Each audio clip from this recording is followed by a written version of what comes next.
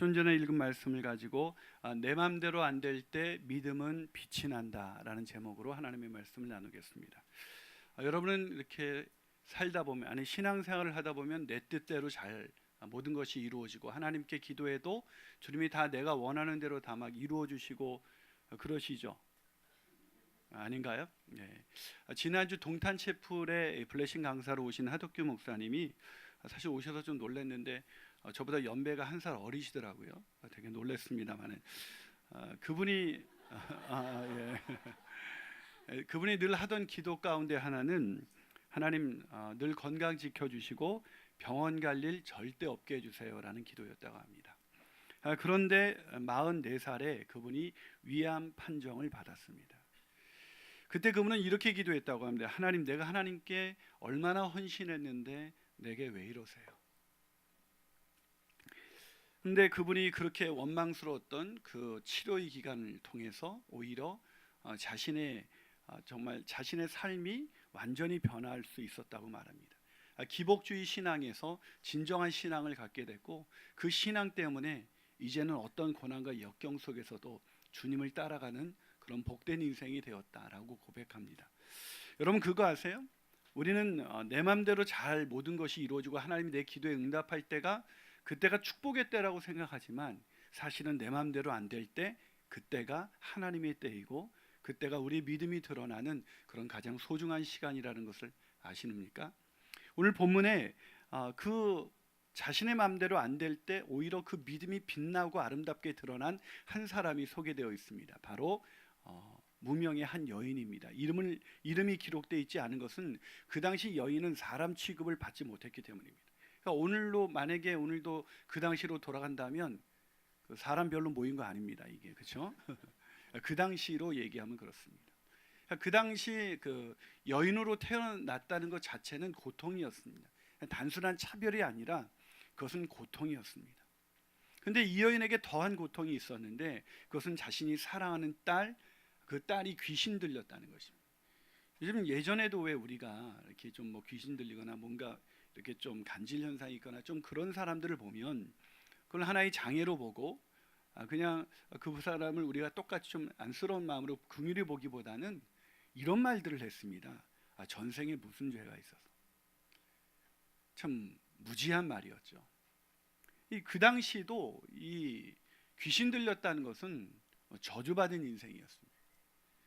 그러니까 여인으로 태어난 것도 저주받은 인생인데 귀신 들린 딸을 갖고 있다는 것은 이 여인의 인생은 그야말로 이 세상이 그런 어떤 희망도 소망도 가질 수 없는 여인이라는 것을 의미합니다. 근데 이 여인에게 놀랍게도 이 여인의 인생을 바뀌어줄 한 소식이 들려옵니다. 그럼 예수라는 분이 수많은 사람 병자를 고치고 심지어 나병 환자도 고치고 그런 죄인과 세리들과 함께 음식을 먹으며 그런 소외된 사람들을 사랑하고 치유한다는 소식이었습니다. 그 소식을 듣는 순간 이 여인에게도 그분이 바로 예수 그리스도가 메시아이시구나. 나도 그분만 만나면 내 인생이 또 바뀔 수가 있고 내 딸도 고침을 받을 수가 있겠구나. 이런 생각을 하게 된 겁니다. 근데 놀랍게도 그렇게 간절히 기대했던 소망이 이루어지는 타이밍이 온 것입니다. 예수님이 이 여인이 사는 두로와 시돈 지방 가까이 오신 것입니다. 그 소식이 들리자마자 이 여인은 달려가서 예수님의 발 아래 엎드려서 경배하면서 예수님, 나를 불쌍히 여겨주십시오. 나를 도와주십시오라고 기도했습니다. 이 여인이 뭘 기도했을까요? 이제 이분이 날 고쳐주실 거예요. 근데 예수님이 어떻게 답을 하셨냐면 오늘 보면 27절입니다. 한번 읽어볼까요? 27절 시작. 예수께서 이르시되 자녀로 먼저 배물리 먹게 할지니 자녀의 떡을 취하여 개들에게 던짐이 마땅치 않다. 무슨 얘기입니까? 기도 응답의 가능성 제로. 난 너하고 상관이 없어. 난 자녀들을 먹이려고 한 거지 너희들을 먹일 수 있는 상황이 아니야. 여러분 얼마나 좌절이 됐을까요? 자신의 간절한 기대와 소망이 해결될 수 없다는, 영원히 해결될 수 없다는 그런 막막한 상황에 놓인 것입니다. 자신의 간절한 소망과 기대가 무너진 이 상황이 얼마나 절망스러웠을까요? 그런데 놀랍게도 오늘 본문과 병행 구절인 마태복음 15장 28절은 오늘 이야기의 결론을 이렇게 얘기하고 있습니다. 한번 읽어볼까요? 시작. 이에 예수께서 대답하여 이르시되 여자야 내 믿음이 크도다. 뭐라고요? 네 믿음이 정말 크구나. 무슨 말입니까? 이 여인의 소망이 끊어지는 그런 상황에서 오히려 이 여인의 믿음이 드러났고, 이 믿음은 수많은 어두운 세상을 밝히는 그런 빛이 되었다는 것입니다. 여러분 그거 아세요? 내 힘으로 안 될 때, 내 마음대로 안 될 때, 그때가 하나님의 때고, 그 때를 통하여 우리의 믿음이 드러나고 그 믿음은 세상을 밝히는 빛이 될 수가 있다는 것입니다. 그러기에 내 마음대로 안 될 때 낙심하지 말고 믿음으로 반응하시는 저와 여러분이 되시기를 주님의 이름으로 축원합니다. 자, 그렇다면 내 마음대로 안 될 때 참된 믿음을 가진 사람은 어떤 반응을 보이게 될까요? 첫 번째로 주님을 주님으로 고백하며 나아가게 됩니다. 여러분 내 마음대로 안 될 때, 내가 기도한 것과 다른 응답이 주어질 때 우리는 하나님께 실망하게 됩니다. 이런 그 실망한 경험을 마치 대변하는 듯한 책이 한 권 있습니다. 바로 필립 얀시의 하나님 제게 왜 이러세요? 이런 책입니다. 제가 이 책 제목을 보자마자 너무 감동이 돼서 그냥 바로 사와서 그냥 그 즉시 읽기 시작했습니다. 근데 이 책을 읽다 보니까 책의 그 서론에 어떤 얘기가 시작됐냐면, 이 필립 얀시가 첫 돌을 맞이하기도 전에 일어난 그 가정사가 이 책에 기록되어 있었습니다. 이 필립 얀시가 태어났을 때 아버지가 안타깝게도 온몸이 굳어버리는 폴리오 바이러스에 감염이 되었습니다. 목 이하로 완전히 마비된 것입니다. 이 시끄러운 호흡기에 겨우 생명을 연장하는 이 아버지의 모습을 당시 3살이었던 얀시의 형과 이 필립 얀시, 첫돌이 막 지난 이 필립 얀시는 어머님의 그 손에 이렇게 안기어서 이 격리병동 창 사이로 보이는 그 아버지를 대면한 것이 아버지와의 첫 번째 대면이었다고 합니다. 그런데 사실 그 아버지는 아프리카 선교사로 가기 위해서 헌신했고 훈련받던 상황이었기 때문에 아무도 그분이 이 병으로 인해서 어려움을 당하거나 그러지 않고 하나님이 고쳐주실 것이다 라고 다 믿기 시작했습니다. 수천 명이나 되는 성도들에게 이 소식이 알려져서 릴레이 금식 기도가 시작됐고, 사람들은 반드시 고쳐주실 것이다. 특별히 가까운 분들은 하나님의 나라를 위하여 헌신한 그를 하나님이 이미 치유해 주셨다고 우리가 믿음으로 고백하자. 그러기 위해서 호흡기를 떼면 하나님이 치유하신 것을 우리가 알게 될 거다. 그래서 필립 얀시의 아버지도 그걸 동의하에 호흡기를 뗐습니다. 그리고 2주가 채 지나기도 전에 그분은 이 세상을 떠나갔습니다. 보통 우리가 리더스 다이제스트와 같은 그런 잡지에 보면 고통을 극적으로 이겨낸 어떤 현실, 하나님이 도와주셔서 뭔가 어려움을 극복한 이야기가 주를 이루고 있습니다. 교회에서도 간증을 듣다 보면 내 힘으로 안 되는 것이 하나님의 은혜였습니다. 난 지금도 내 뜻대로 안 되고 있지만 하나님의 은혜를 입고 있습니다. 이런 간증은 거의 없습니다. 늘 교회에서 간증도 하나님이 나의 고통을 해결해 주셨다. 그때 간증을 합니다. 그러다 보니 우리는 하나님은 그러신 분, 내가 고통스러울 때, 내 힘으로 안 될 때 그때 하나님이 우리의 모든 문제를 해결해 주시는 분이라고 우리는 믿고 있습니다. 철석까지. 그렇기 때문에 그것이 이루어지지 않을 때 우리는 실망하게 되고 심지어 교회를 떠나는 사람도 있습니다. 그런데 오늘 본문에 있는 이 여인은 그런 상황에서 주님을 떠나가기는커녕 오히려 주님 앞에 나가서 그 자신의 모든 기대와 소망이 끊어졌을 때 예수님 앞에 이렇게 고백합니다. 본문 28절 앞부분을 한번 읽어볼까요? 있습니다. 시작. 여자가 대답하여 이르되 주여. 뭐라고요? 주여. 언제 주님이라고 불렀습니까? 여러분 이게 예사롭게 읽혀서는 안 됩니다. 이때 주님을 주님이라고 부르며 고백하며 나갔던 이 순간은 이 여인의 가장 간절한 소망, 자신의 사랑하는 딸을 살려달라는, 귀신을 쫓아달라는 그 소망을 거절당했어요. 냉담하게 거절당했을 때 고백한 언어인 것입니다. 하나님이 내 뜻을 다 이루어졌을 때 주님 할렐루야 이렇게 고백한 것이 아니라 자신의 뜻이 다 무너졌을 때, 그것도 가장 간절하고 절박한 기대가 무너졌을 때, 그때도 이 여인은 뭐라고 예수님을 부르고 있습니까? 주님. 그럼에도 불구하고 당신 내 인생의 주님이십니다. 이게 주님이라는 뜻입니다. 주님이라는 것은 무슨 말입니까? 나보다 당신이 내 인생을 더 잘 압니다. 그러기에 내 뜻대로 안 될 때, 주님을 정말로 주님으로 고백하는 사람은 내 뜻대로 안 될 때, 주님 뜻대로 하옵소서. 주님의 뜻이 내 뜻보다 더 선한 줄로 믿습니다. 이게 진짜 예수님을 주님이라고 고백하는 고백의 의미인 것입니다. 그러나 우리는 주님을 주님이라고 말은 고백하지만 실제로는 마음으로 인정하지 않습니다. 주님은 내 뜻을 이루기 위해서 뭔가 능력을 발휘해야 되는 존재인 것이지 나의 주님이 아니기 때문에 내 뜻대로 이루어지지 않을 때 우리는 주님을 떠나는 것이고 주님을 원망하는 것이고 불평하는 것입니다. 사랑하는 여러분, 저와 여러분의 믿음은 어떻습니까? 내 마음대로 안 될 때, 내 뜻대로 안 될 때, 그때에도 예수님은 여전히 나의 주님이십니까? 그 주님으로 고백하는 저와 여러분이 되시기를 주님의 이름으로 축원합니다. 한 발 더 나가서 내 마음대로 안 될 때 참된 믿음을 가진 사람은 어떤 반응을 보이게 될까요? 여러분, 참된 믿음을 가진 사람은 주님을 주님이라고 인정하게 되는 거죠.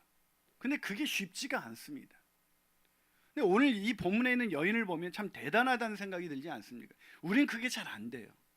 그런데 제가 지난번에 제자훈련 때, 이번에도 제자훈련을 받으면서 우리 그 제자훈련의 그 간증을 들으면서 굉장히 그 도전이 되고 은혜가 되는 경우가 많았습니다. 어떤 경우냐면, 우리 수많은 분들이 그런 간증을 했지만 이런 간증을 하신 분이 있습니다. 이분은 탁월한 능력과 성실함으로 직장에서 매우 인정받는 중년의 그리스도인입니다.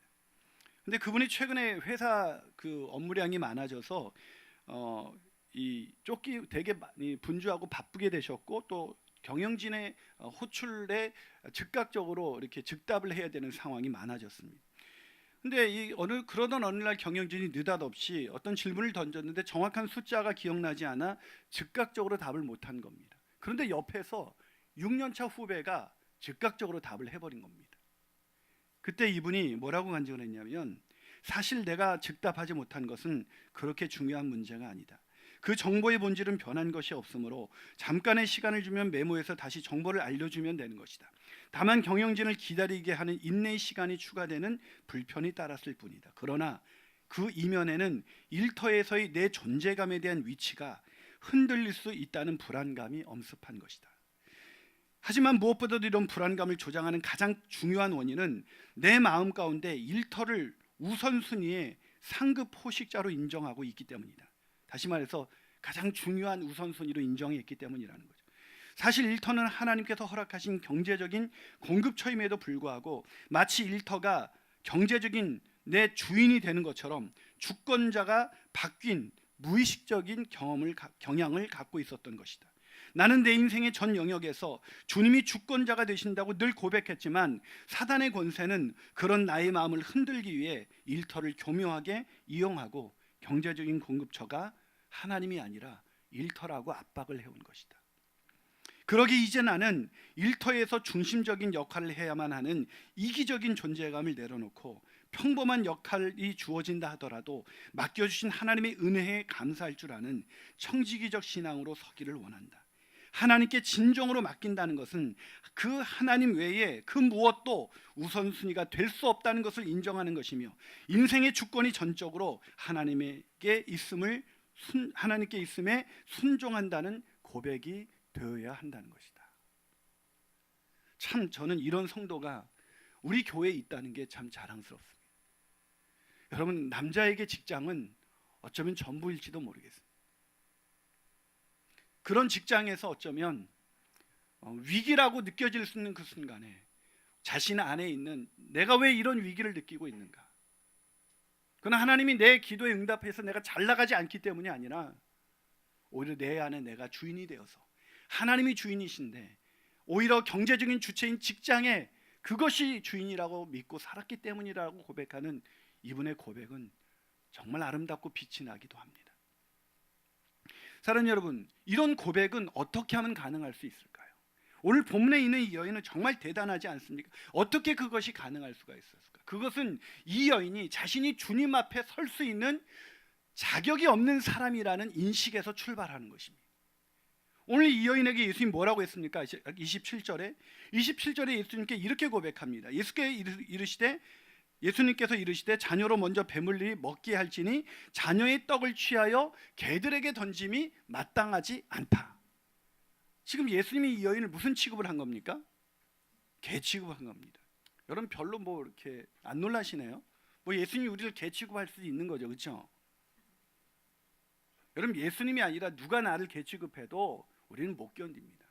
이건 견딜 수 있는 얘기가 아니에요. 여러분 별로 느낌이 안 오시는데 저는 알아요, 그 느낌을. 왜냐면 얼마 전에도 그 개라는 단어를 들어봤거든요. 제가 그날 월요일이라 좀 아침에 큐티를 하고 집에서 아침을 먹고 출근하다 보니까 이 출근 시간과 겹치게 됐습니다. 그러다 보니까 이 교차로에서 끼워주질 않고 들어갈 수가 없는 거예요. 그래서 비상등을 켜고 창문을 내려서 손을 들면서 좀 양해를 구한다고 이렇게 손을 들면, 왜 사람이 그래도 얼굴을 보면 좀 이해를 해줄까 싶어서 이렇게 손을 들고 이렇게 했더니 어떤 차가 쓰는 거예요. 드디어 이렇게 양해를 해주는 분이 생겼나 보다 했더니 창문이 싹 내리더니 야 이 강아지야, 낄 때 껴 이 강아지야, 이런 말을 연속으로 들었습니다. 참 제가 뭐 강아지라고 표현했지만 그때 제 마음이 어떤지 아십니까?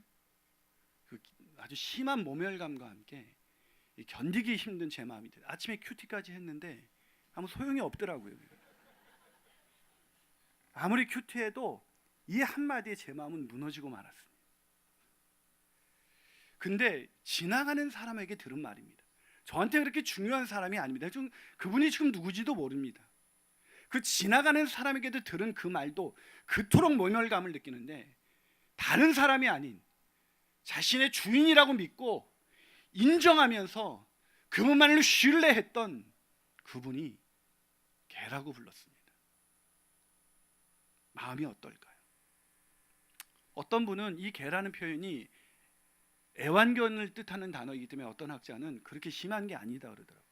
그래서 제가 한번 들어보세요 그랬어요. 이 정도 얘기를 들었으면 기도응답은커녕 개 취급을 한 겁니다. 근데 그런 상황에서 어떻게 다시 엎드려 그럼에도 불구하고 당신이 내 인생의 주인이십니다라는 고백이 가능할 수가 있었을까요? 그거는 자신이 개만도 못한 인생, 죄와 허물로 완전히 망가진 그런 비천한 죄인에 불과하다는 그 깊은 인식이 있었기 때문입니다. 여러분, 우리가 왜 다른 사람이 우리를 비난하거나 우리에게 욕을 할 때 왜 견디지 못합니까? 나 그런 사람 아니라는 그 전제가 깔려 있는 것입니다. 내가 만약에 누구를 죽이고 온갖 나쁜 짓을 다 해서 비난받아 마땅한 사람이라는 그 인식을 내가 갖고 있을 때 누군가가 나한테 이 나쁜 X야라고 말하면 전 그 말을 받아들이면서 내가 왜 그렇게 나쁜 짓을 했을까라고 생각했을 겁니다. 근데 내가 그런 사람이 아니라고 생각하고 우리는 살아가기 때문에 누군가가 나에 대해서 얘기하는 그 말을 견디지 못하는 것입니다. 다시 말해서 이 여인이 그 엄청난 그 모멸감을 모멸로 느끼지 않고 오히려 그럼에도 불구하고 당신 내 인생의 주님이라는 그 고백이 가능했던 것은 이 여인이 죄와 허물로 망가진 인생, 주님 앞에 설 수 있는 그런 사람이 아니라는 그런 인식이 있었기 때문인 것입니다. 우리가 예수님을 주라고 고백하는 이 고백은 짧은 단어지만 누구만이 고백할 수 있습니까? 내가 죄와 허물로 망가진 인생이라서 내 힘으로 살아서 내가 주인 돼서 살아보니 내 인생은 온통 죄뿐인 인생이었습니다 라는 인식이 깊이 자리한 사람만이 예수님이 주인이십니다라는 고백을 할 수가 있는 겁니다. 내 마음대로 안 되는 그 순간에도 예수님은 주님이십니다라는 고백이 가능한 것입니다. 그런 고백을 늘 드리며 살아가는 인생이 되길 원하십니까? 그다음 먼저 자신의 죄를 먼저 보게 되는 그 은혜가 있기를 주님의 이름으로 축원합니다. 마지막으로 내 마음대로 안 될 때 참된 믿음을 가진 사람은 어떤 반응을 보이나? 그것은 주님께서 주시는 은혜만을 간구합니다. 뭘 구한다고요? 은혜를 간구하게 돼 있어요. 여러분, 팀 켈러, 오늘 추천 도서로 했었던 그 팀 켈러의 십자가라는 책을 썼는데요, 그 책에서 사람들이 예수님을 구주와 주님으로 믿지 못하는, 받아들이지 못하는 이유를 이렇게 소개합니다. 사람들이 예수님을 구주로 삼지 못하는 이유는 두 가지다. 하나는 너무 교만해서다.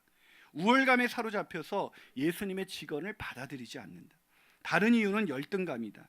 자의식에 사로잡혀 나 같은 죄인을 하나님이 사랑하실 리가 없어라고 말한다. 그런 태도로는 예수님을 받아들일 수가 없다. 무슨 말입니까?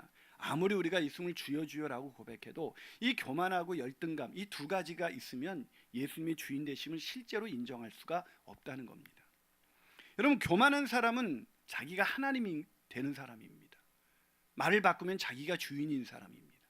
그 때문에 이 사람의 인생은 종교를 가져도 내가 주인인데, 내가 좀 주인 돼서 살다 보니까 좀 어려움이 있는데, 예수 당신이, 하나님이 날 좀 도와주면 내가 당신을 좀 믿어보겠습니다.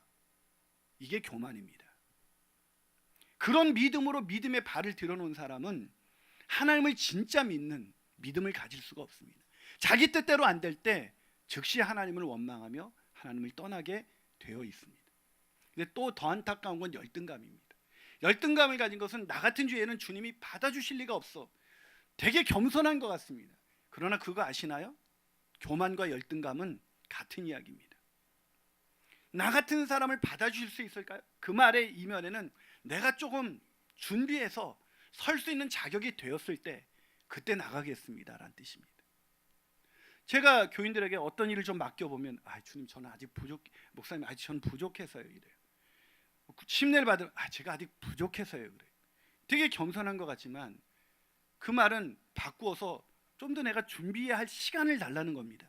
시간이 생기면 내가 준비할 수 있다는 교만이 그 마음속 깊은 곳에 무의식에 자리 잡고 있는 것입니다. 그건 교만보다 더 무섭습니다. 왜냐고요? 자기가 겸손하다고 생각하기 때문에 그 교만을 볼 수 있는 눈이 생기지 않습니다. 생각해보세요. 우리가 얼마의 시간을 들이면 하나님께 나아갈 수 있는, 당당히 요구할 수 있는 그 자격을 언제쯤 갖출 수가 있을까요? 1년이요? 10년이요? 평생을 살아도 죄뿐인 것이 인생입니다. 시간이 흐르면 흐를수록 제가 깨닫는 것은 내가 죄인이구나라는 걸 깨닫습니다. 이번 주간도 절절히 깨닫습니다. 그렇기 때문에 열등감은 사실은 교만의 또 다른 이름에 불과한 것입니다. 더 안타까운 것은 교만하다는 것도 모른 채 자신은 늘 겸손하다고 생각하면서 예수를 받아들이지 않죠. 이 두 사람은 예수님을 영접하지 않고 예수님께 나가지 않습니다. 그런데 오늘 본문에 있는 여인은 어떻게 자신이 개와 같이 비천한 존재인 것을 깨닫게 되었을까요? 그것은 성령께서 그 죄의 본질이 네가 하나님이 되려고 사는 것, 네가 주인 돼서 사는 것, 그게 죄의 본질인 걸 깨달았을 때 이 여인에게 필요한 것은 자기의 노력이 아니라, 자기의 행위가 아니라 오직 하나님의 은혜, 그 은혜가 아니고서는 주님 앞에 나갈 수 없다는 것을 이 여인은 깨달은 겁니다. 그래서 이 여인이 오늘 본문 28절에서 이렇게 말합니다. 자, 28절 같이 한번 읽어봅니다. 시작. 여자가 대답하여 이르되 주여 올소이다마는 상 아래 개들도 아이들이 먹던 부스러기를 먹습니다. 무슨 얘기예요? 주님 옳습니다. 인정합니다. 주님이 그 평가에 자기를 인정합니다. 그리고 뭐라고 말합니까? 개들도, 저는 자녀 취급해달라는 게 아닙니다. 제가 어떻게 감히 주님의 자녀가 될 수가 있겠습니까? 제가 어떻게 하나님의 자녀가 될 수가 있겠습니까? 저는 개와 같은 인생 맞습니다. 그러나 개들도 자녀들이 먹다 남은 부스러기를 먹지 않습니까? 그 부스러기 은혜라도 나에게는 너무나 족합니다. 그 부스러기 은혜라도 나에게는 넘칩니다. 그런데 우리는 하나님이 아들을 내어주시는 그 갚을 수 없는 은혜를 주셨는데도 불구하고 내가 원하는 대로 기도 응답이 안 되면 낙심하고 좌절하고 삿대질하면서 원망하면서 심지어 교회를 떠나갑니다. 사랑하는 여러분, 진정한 믿음은 내가 얼마나 망가졌는가를 아는 데서부터 시작하는 겁니다. 그걸 아는 사람만이 예수님을 주님이라고 인정하고 그 주님이 나에게 어떤 처분을 내리시든지 그 앞에 엎드려 주인 되심을 고백하며 오직 그분이 주시는 부스러기 은혜, 그 은혜만으로도 감사한 인생, 평생 감사한 인생 살아갈 수가 있는 것입니다. 저는 오늘 이 설교를 하면서 제 머릿속에 꼭 떠오르는 한 사람이 있었습니다. 이 본문을 볼 때마다 떠오르는 이 자매는 우리 교회 개척 1년 차에 온 자매입니다. 이 자매는 31살에 우리 교회를 처음 등록했는데 이 아이 한 명하고 이제 첫돌이 지난 아기를 데리고 와서 등록을 했습니다. 근데 이 자매, 우리가 그때 이제 등록을 하면 기도 제목을 받았는데 그 기도 제목에 내 남편 김땡땡 구원받기를 원합니다 이렇게 써 있었어요. 그 자매가 남편이 예수를 안 믿는구나. 그래서 그 자매를 위해서 아침에 새벽 큐티가 끝나면 계속 자매를 위해서 기도해 주기 시작했습니다. 근데 어느 날 그 형제하고 그 자매가 나온 거예요. 교회 한 6개월쯤 지났을 때 제가 얼마나 기뻤겠습니까? 끝나자마자 가서 아이고 반갑습니다, 남편 되시나 봐요 그랬더니 이분이 화를 내는 거예요. 그래서 제가 얘 교회가 좀 어색하시죠? 그랬더니 그 자매가 여보 내가 말씀드릴게, 목사님 그게 아니에요, 제가 폐암 말기래요. 6개월밖에 못 산대요. 그래서 우리 남편이 네가 믿는 하나님이 한번 고쳐주는지 한번 두고 보자. 그래서 나온 거예요. 그 말을 들었을 때 억장이 무너졌습니다. 그리고 같이 기도했습니다. 하나님 고쳐줄 줄로 믿습니다. 하나님이 반드시 고쳐줄 줄로 믿습니다. 근데 그 자매는 놀라고, 저는 사실 기도하면서도 고쳐줄 수 있을까? 폐암 말기라는데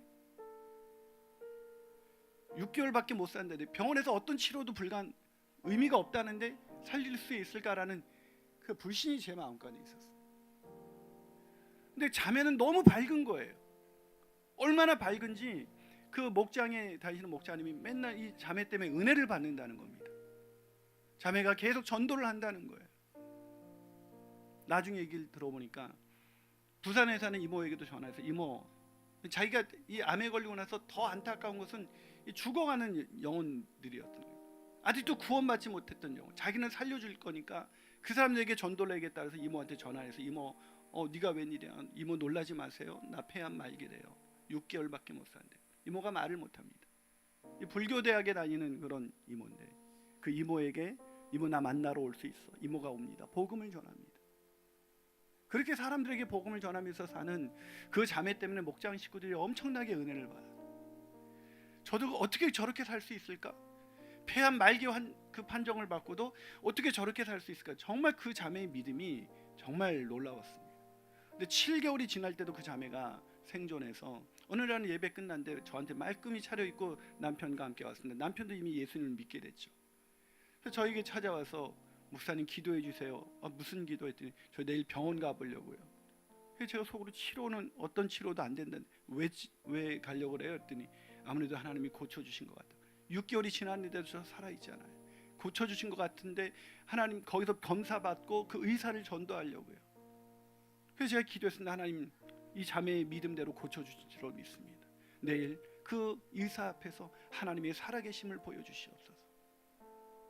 그리고 갔는데 연락이 안 와요. 나중에 확인해 봤더니 더 악화됐대. 받아들일 수가 없었습니다. 하나님 바보 아니에요? 이 결정적인 순간에 폐암 말기 판정을 받고도 이렇게 믿음으로 사는 이 여인 하나 못 고치면 당신이 도대체 하나님 맞아요? 이 결정적인 순간에 역사하지 않으면 언제 역사하시려고? 전 이해가 되지 않았어요. 자면 더 악화돼서 그 암이 머리까지 전이가 돼서 분당 서울대병원에 입원했다서 찾아가 봤더니 뇌까지 전이 돼서 막 횡설수설하는 거예요. 그 비참한 횡설수설하고 있는 그 자매의 모습을 보니 참 억장이 무너졌습니다. 하나님을 믿는다는 게 도대체 뭔가? 근데 그 자매가 그 이후로 거기서 있을 수가 없어서 암 환자들이 말기 암 환자들이 가는 샘물 호스피스에 이송이 됐습니다. 그래도 죽기 전에는 한번 봐야 될 것 같아서 신방을 갔습니다. 근데 그날은 아주 햇살이 잘 비추는 그날 아침에 갔는데 자매가 너무 밝은 거예요. 남편에게 물어봤더니 이렇게 정신이 돌아오기도 하는데 정신이 돌아왔다는. 너무 해맑게 웃고 있는 그 자매를 보니까 참 너무 저한텐 그 웃음만큼이나 슬픔이 더 몰려왔어요. 그래서 자매에게 자매, 하나님이 원망스럽지 않아? 자매가 쓰이고 웃으면서 아니요. 그래서 제가 난 원망스러운데. 그러자 자매가 아니 왜요? 그러길래 자매 원망스럽지 않아? 했더니 하나님이 내 기도 응답하셨어요. 그러길래 무슨 기도를 응답해 이렇게 고쳐주지도 않으셨는데. 그러자 자매가 이렇게 말했습니다. 하나님이 내 소원의 기도, 내 남편 구원해 주셨어요.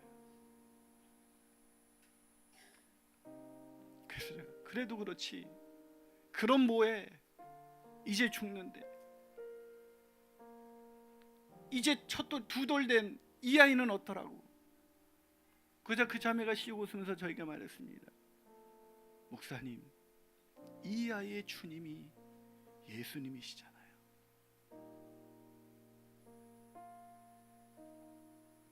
그게 믿음입니다. 예수님이 나의 주인 되신다는 것은 내 간절한 소망, 내 모든 것이 무너진 그 상황에서도 주님이 내게 행하신 이것이 가장 선하고 아름다운 일인 것을 믿는 것입니다. 기도하시겠습니다.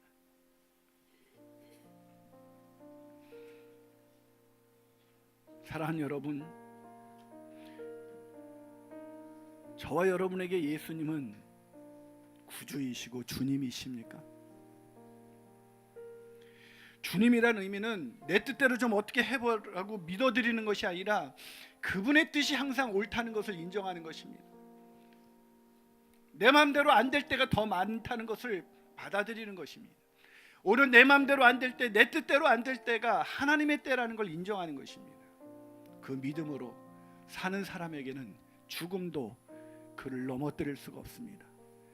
그러나 자기가 여전히 주인 돼서 예수님을 주인이라고 불러들이면서 자기가 원하는 소원이 이루어지기만을 간절히 기도하는 그 사람은 고난 한 방에 그냥 쓰러지는 것입니다. 오직 예수님이 주인이십니다. 그분이 오늘도 우리를 위해서 일하심을 믿으시고 내 마음대로 안 됐던 지난 1년 오히려 감사하십시오. 오히려 기쁨으로 고백하며 나가는 저와 여러분이 되길 축복합니다. 우리 날이 저물어 갈 때 찬양하시면서 주님께 나가시겠습니다.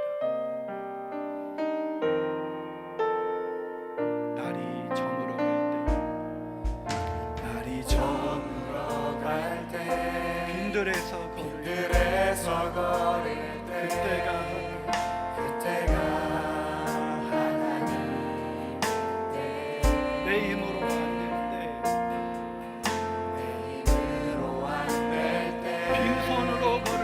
손으로 걸을 때 내가 고백해 여호와.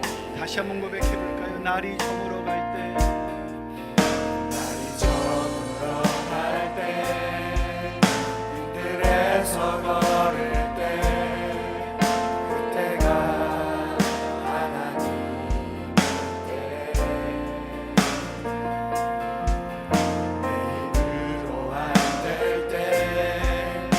손으로 걸을 때 내가 고백해 여호와. 우리 손을 높이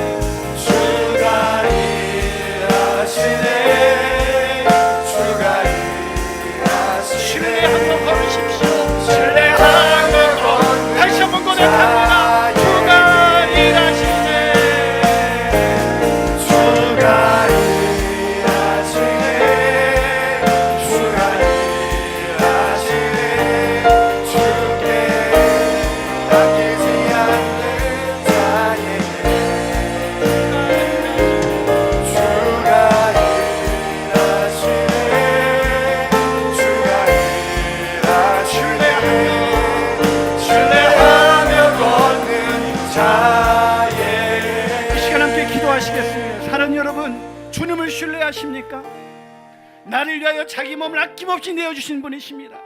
신뢰가 안 되고 의문이 들고 내 마음에 두려움과 불안이 찾아온다면 십자가로 가보십시오. 거기 나를 위하여 자기 몸을 내어주신 그분이 계십니다. 그분의 사랑, 자기를 내어주신 이가 어찌 그와 함께 너에게 좋은 것을 주시지 않겠는가? 그러기에 내 뜻대로 안 되는 그 일이 좋은 것입니다. 내 뜻대로 안 되는 그 일이 우리 가족의 최고로 좋은 것입니다. 그러기에 그걸 신뢰하면서 걸으십시오. 그걸 신뢰하며 걷는 자에게 하나님이 일하실 것입니다. 그러기에 아버지 하나님, 내 뜻대로 안 된 것 때문에 절망하고 낙심하는 연말이 아니라 내 뜻대로 안 된 거에 감사하면서 오직 주 뜻대로 행하는 길 가운데 내가 있음을 믿습니다.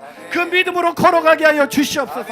그 믿음으로 달려가게 하여 주시옵소서. 우리 간절한 마음으로 우리 이 시간 통성으로 주님 부르고 함께 기도하시겠습니다. 주여, 아버지 하나님 감사합니다. 이 시간 우리와 함께 하시는 주님이 우리와 함께 일하시는 믿습니다. 내 힘으로 안 되나요? 주님, 빈손으로 그때가 하나님의 때인 것을 믿습니다. 그 자를 인정하며 오늘 하루하루 한 걸음을 걸어가게 하시고 그 믿음으로 걷는 시간이 되게 하여 주시옵소서. 하나님, 내가 원하는 바를 이루기 위하여 하나님을 이용하는 인생이 아니라 주님께서 나를 부르실 때, 나를 인도하실 때 거기가 우리 주님 같은 어려움이 있을지라도 거기를 걸어가는 그런 우리가 될 수 있도록 아버지 하나님 인도하여 주시옵소서. 아버지 하나님, 주님의 내 가운데 나가고 주님께서 불러주시옵소서. 하나님, 우리같이 죄와 험도 만들어 도저히 주님의 자녀가 될 수 없는